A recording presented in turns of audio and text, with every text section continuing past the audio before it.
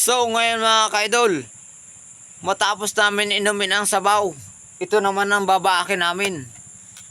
Yan. Babaakin na na aking kumparing balong. Bakin mo na pare. Para naman kainin namin ang laman. Ayan, makikita nyo mga kaidol ang laman ng buko.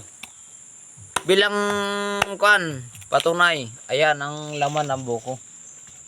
Di ba ka? Siguro naman pinagtatlo pa ng aking kumpare. Tatlo yan mga kaidol. So ngayon mga kaidol, kakain naman tayo ng buko. At ito na nga.